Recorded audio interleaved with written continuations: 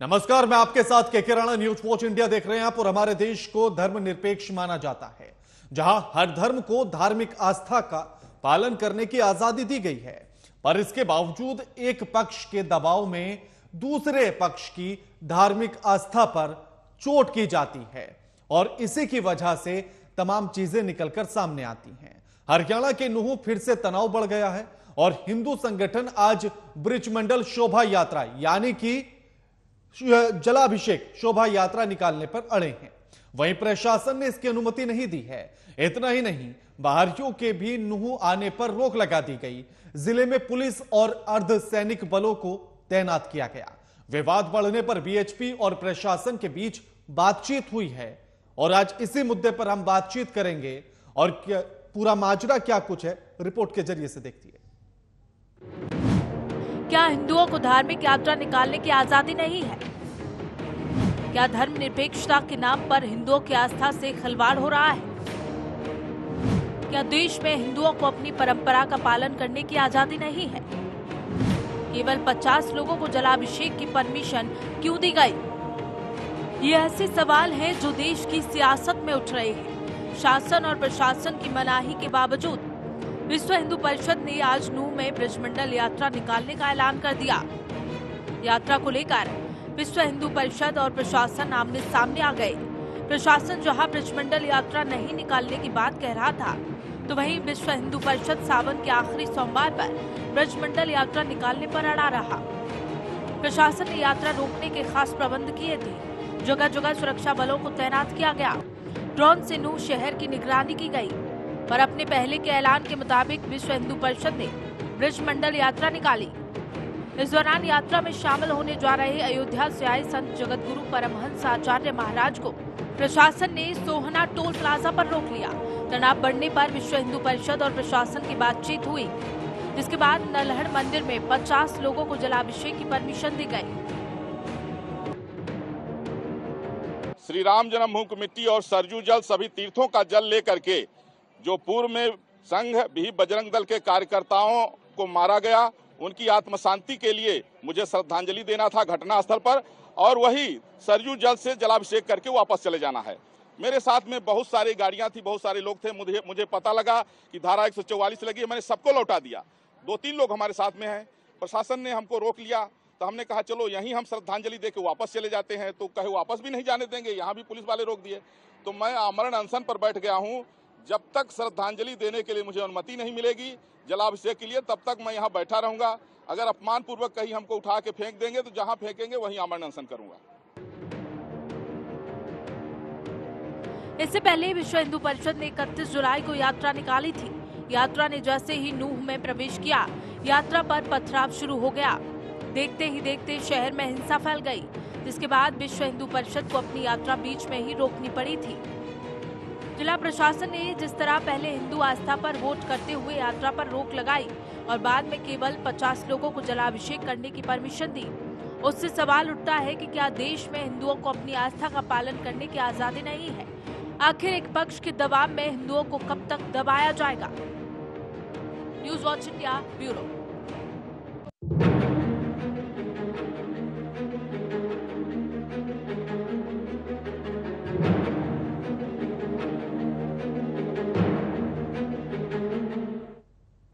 सरकार का ऐलान और प्रशासन के ऐलान के बाद सवाल तमाम उठने लगे हैं।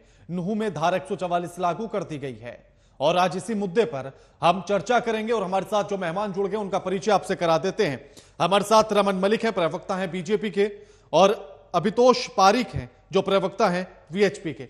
आप दोनों का स्वागत है न्यूज वॉच इंडिया पर। रमन जी, नूह में धारा 144 लागू कर दी गई, और जब ऐसे में जगत गुरु पहुंचते हैं और वो कहते हैं कि मैं श्रद्धांजलि देने जा रहा हूं, तो उनको ना नूह में जाने दिया जाता है और ना ही वापस उनको जाने दिया जाता है। देखिए, ये एडमिनिस्ट्रेशन का एक विषय है कि वो किस प्रकार से इसको विषय को समझती हैं और समझाती हैं। मेरे ख्याल से इसमें लेजिस्लेटिव का बहुत ज्यादा कोई रोल नहीं है, और मैं ये मानता हूं कि जिस प्रकार से कल माननीय मुख्यमंत्री ने कहा था हर व्यक्ति को जो वहाँ का बाशिंदा है या वो है, तो उसको इजाजत अपने आराध्य के ऊपर जलाभिषेक करने की है। और रही बात परिस्थिति की, तो वहाँ क्या है इसको ना हम ना आप यहाँ बैठे हुए समझ पाएंगे। जो वहाँ अधिकारी हैं या जो व्यक्ति इन्वॉल्व हैं वहाँ पे वो बेहतर जानते हैं कि इस समय क्या वहाँ पे है। नहीं तो जगत गुरु जी ने तो है सीधा बयान दिया और उन्होंने कहा कि मेरे साथ काफी सारी गाड़ियां थी, लेकिन जब मुझे पता लगा कि धारा 144 है तो मैंने बाकी सारे लोगों को वापस भेज दिया। हम 3 से 4 लोग जा रहे थे जलाभिषेक करने के लिए। देखिए, मैं वहां पे ना आप हैं ना मैं हूँ। एक हियर से कि जी जगत गुरु जी क्या कह रहे हैं, वहां पे एडमिनिस्ट्रेशन वाले अधिकारी क्या कह रहे हैं, ये इस समय पे टीवी पे बैठ के आंकलन लगाना कि कहाँ कितनी सत्यता और कहाँ कितना विषय है, उसके ऊपर टिप्पणी करना किसी भी व्यक्ति के लिए मैं मूर्खता आकलन नहीं होगी। लगा रहा हूं, मैं आकलन नहीं लगा रहा हूं, मैं तो आपके सामने तथ्य रख रहा हूं ना। जो जगत गुरु ने तो कहा मैं भी वो आपको आपको वही सुनवाया है बोल रहा मैंने, हूं। और जो ये आदेश आकलन जो लगाने आदेश वाली ही प्रशासन की बात तरफ से है। दिया गया वो भी आपके सामने है, तो मैं आकलन नहीं लगा रहा हूं। मैं अभी भी आपको वही चीज बोल रहा हूँ मान्यवर कि ये आकलन लगाने का एक विषय है कि मैं क्या आकलन हो लगा रहा ही नहीं होगा रहा हूं, वहाँ। मैं भी तो वही कह रहा हूं मान्यवर कि मैं आकलन लगा ही नहीं रहा हूं। जो तथ्य है, जो फैक्ट्स है वो आपके सामने है, उनके आधार पर हाँ, आपसे तो सवाल है। आप उन वही सवालों को घुमाकर तथ्य, आकलन उन्हीं पर ले तथ्यों जाइए। पे मैं आपको जवाब दे रहा हूँ प्रभु कि हर व्यक्ति को, इंडिविजुअल को कोई रोक नहीं है, प्रोफेशन के ऊपर रोक है, वो उसके ऊपर चल रहा है काम। वो एडमिनिस्ट्रेशन अब वहां पे क्या बोलती है, क्या परिस्थिति एग्जैक्ट है ग्राउंड पे, वो एक अलग विषय है। ठीक है आप अमितोष जी। उसको बार बार जलेबी ठीक। बनाएंगे तो उसकी जलेबी इमरती ठीक बनती ठीक ठीक रहेगी। ठीक ठीक ठीक अमितोष जी, अब अगर प्रशासन ने मना कर दिया कि कोई जलाभिषेक नहीं होगा, बाहर से लोग न आए और केवल 50 लोगों को ही अनुमति है, तो आप भी मान क्यों नहीं जाते हैं? देखिए, ये जो विषय हुआ है इसके अंदर में मानने वाली बात या समझाइश की बात या किसी तरह से कोई नेगोशिएशन की बात, इसकी आवश्यकता ही नहीं है। और इसलिए आवश्यकता नहीं क्योंकि जब पहली शोभा यात्रा निकाली जा रही थी के राणा जी, उस समय भी परमिशन लेके ही निकाली जा रही थी, प्रशासन पे भरोसा करके निकाली जा रही थी, हर तरीके से प्रशासन को सहयोग से निकाली जा रही थी। क्या हुआ, अंत में वहां पर पथराव हुआ, वहां पे लोगों के पास में बंदूकें आ गई, फायर करी गई, लोगों को मारा गया, काटा गया, तलवारें आ गई। और आज उस प्रशासन को, मैं नहीं समझता एक प्रशासन है, एक बहुत बड़ा अंतर है। मेरे सम्मानित पैनलिस्ट है रमन जी, ये समझने की आवश्यकता है कि लॉ के अकॉर्डिंगली प्रोसेशन और यात्रा में बहुत बड़ा अंतर होता है। प्रोसेशन होता है जुलूस और यात्रा जुलूस नहीं होती है। तो अगर आप लॉ का सहायता लेते हैं और लॉ के अकॉर्डिंग आप सेक्शन 144 लगाते हैं तो यात्रा के लिए परमिशन की आवश्यकता नहीं है। अगर मैं प्रोसेशन निकालता हूँ उसके लिए आपको परमिशन की जरूरत आवश्यकता आ सकती है, लेकिन ऐसी क्या आवश्यकता आ रही है? क्या प्रशासन का काम वहां पर किसी भी तरीके से जो यात्रा निकाली जाए उन लोगों को सुरक्षा प्रदान करना था या उनसे 144 धारा लगा के उनको रोकने का था?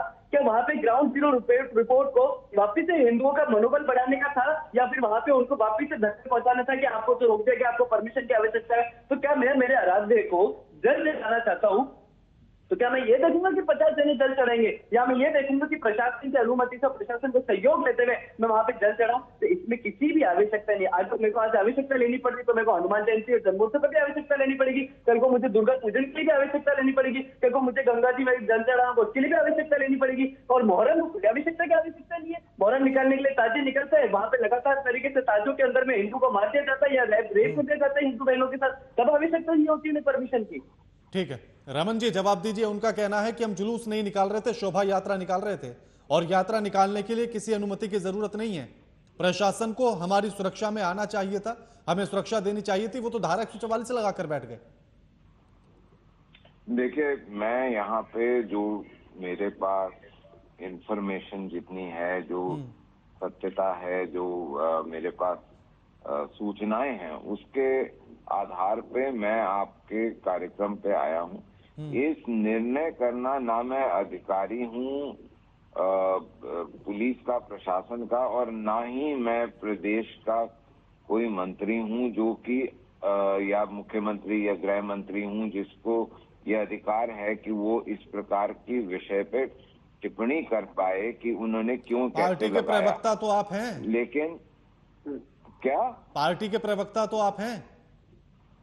तो पार्टी का प्रवक्ता क्या मंत्री बन जाता है? नहीं, मैंने जो सवाल पूछा मैं उसका पहले मैं जो सवाल पूछ रहा हूं उसका जवाब दीजिए ना आप। पार्टी के मैं प्रवक्ता उसी आप का हैं। जवाब दे रहा हूँ। क्या आपको लगता है कि एक प्रवक्ता जो है वो मंत्री है क्या? उसको डिसीजन मैंने मंत्री बोला ही नहीं, आप अपने मन से कुछ भी सोचते रहिए। आपके मन में इच्छा होगी मंत्री बनने की, मैं मंत्री वाद तक पहुंचा ही नहीं। मैंने पूछा आप पार्टी के प्रवक्ता हैं और अगर आपकी पार्टी की सरकार है तो जवाब तो आप ही से लिए जाएंगे ना। कोई इच्छा नहीं है और मैं उन लोगों में से हूँ जो 6 दिसंबर को अयोध्या में था 1992 में। तो मेरे को किसी से भी कुछ समझने और समझाने की जरूरत नहीं है। मैं इतना सिर्फ आपको ये बोल रहा हूँ कि इस समय जिस प्रकार की परिस्थितियां हैं और जिन लोगों को इस विषय के ऊपर संयम से या परिस्थितियों को जानते हुए जो उन्होंने निर्णय लेना था उन्होंने लिया है और उसकी अनुपालना करी जा रही है। उससे ज्यादा मेरे को नहीं लगता कि इस समय पे मैं कुछ और बोल सकता। अमितोष जी, उन्होंने तो सीधा कह दिया कि जो स्थितियां हैं और जैसी परिस्थितियां हैं उसके आधार पर प्रशासन ने अपना निर्णय लिया और उसको पूरा कराया जा रहा है और इससे ज्यादा वो कुछ ना जानते हैं ना बोलना चाहते हैं। केके जी, एक बात समझने की बहुत बड़ी आवश्यकता है और आपके माध्यम से बड़ी शालीनता से मैं समझाने का प्रयास करता हूँ। 31 जुलाई को यात्रा निकली जाती है, ब्रज मंगल यात्रा, सरकार की परमिशन से, अनुमति से, और उसमें पथराव हो जाता है और उस यात्रा को तहस नहस कर दिया जाता है, वहां दंगे हो जाते हैं। बाद में विश्व हिंदू परिषद ये बोलता है प्रशासन से कि हम आज 28 अगस्त को वापस से यात्रा निकालेंगे, जुलूस नहीं निकाल रहे, यात्रा निकालेंगे, हम जल अभिषेक करेंगे। तो ये विश्व हिंदू परिषद ने सरकार से अपील करी, एक निवेदन करा। तो आप उस राज्य के अंदर में क्या ये समझने की आवश्यकता है कि जहां पर हिंदुओं का मनोबल तोड़ा, जहां पे हिंदुओं को मारा गया, जहां बर्बरता दिखाई, जहां पे दंगे हो गए, आज अगर वो अपनी शोभा यात्रा निकालते हैं तो उनको उनका प्रशासन अनुमति दे और अनुमति नहीं भी दे तो उनका सहयोग करे। लेकिन आप एक बात समझिए कि कहीं पर भी अगर दंगे होते हैं तो 144 समझ में आता है कि दंगे हो गए, 144 लगा दिए। 144 as per the law 144 Indian penal code में तब लगती है जब अनलॉफुल असेंबली होती है। तो क्या मैं शोभा यात्रा निकालता हूं तो वो अनलॉफुल असेंबली का पार्ट है? बिल्कुल नहीं है। और अगर आपने अनलॉफुल असेंबली लगा दी तो आपने 50 जनों की भी क्यों वहां पे अनुमति दी? अनलॉफुल असेंबली में तो 5 से ज्यादा ही होते हैं, आप ऑफेंडर है, या फिर आप उसमें खड़े होते तो भी ऑफेंडर है, तो फिर आप 50 जनों की भी अनुमति दे रहे हैं। तो प्रशासन जहां पर हिंदुओं का सहयोग और मनोबल बढ़ाने के लिए उनके साथ खड़ा होता दिखाई दे, उसके बजाय वो उनको रोकने का प्रयास कर रहा है। और हमारे जो गुरु वहां पे आराध्य हैं उनको जल अभिषेक नहीं चढ़ाया जा सकता। तो जिस तरह से इन्होंने भी निर्णय लिया, के जी बड़ी सद्भावना पूर्वक कहता हूँ, निम्र पूर्वक कहता हूँ, इन्होंने निर्णय लिया, इन्होंने वहां पे परमिशन नहीं दी, 144 लगाई, लेकिन विश्व हिंदू परिषद ने निर्णय लिया है। और विश्व हिंदू परिषद ने इसलिए निर्णय लिया है क्योंकि सरकार के साथ रह के नहीं, तो सरकार के बगैर भी अगर हमें हमारे धर्म और रक्षित का कार्य करना पड़ेगा तो वो कर रहे हैं। किसी भी तरह से अराजकता नहीं फैलाई गई वहां पे विश्व हिंदू परिषद के बजट दल के कार्यकर्ताओं को 16 टुकड़े काट के मार दिया गया। क्या कार्यवाही करी गई इसके ऊपर में? प्रश्न चिन्ह तो बहुत खड़े होते हैं, लेकिन सरकार में टिप्पणी करने समय की मांग नहीं है। अभी तो सरकार से अपेक्षा करी गई थी कि सहयोग करा जाए। अगर सरकार सहयोग में नहीं उतरती है